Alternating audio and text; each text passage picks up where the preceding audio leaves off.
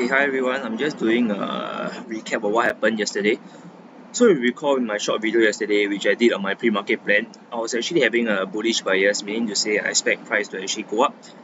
So my rationale was basically, okay, if you want to look at the full video, you can refer to my previous video. But basically, I was because price actually broke down to this area of inefficiency or fair value gap right here, and then I expected price to actually move up and gravitate towards my target area here because of the RSI being oversold as well.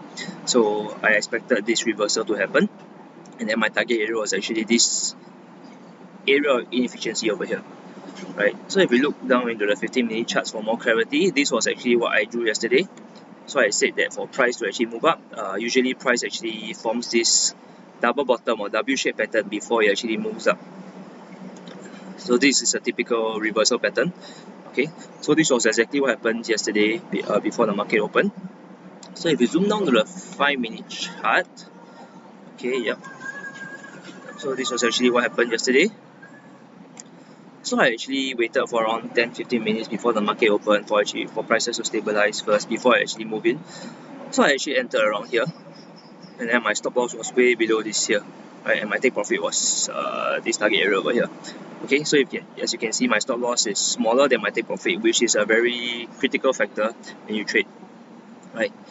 So your losses have to be small, and then your profits have to be bigger, right? So it's called a risk to reward ratio. Okay, so basically I entered over here. So I was actually in a drawdown for a while because price actually went lower than this, right? But it didn't hit my stop loss, so I was still in a position. And then after being in drawdown for a while, price actually started reversing back up to where I expected, right? So I actually closed this trade earlier because by the time this trade actually played out over here, it was already around 4 AM Singapore time. So the market was already about to close, right?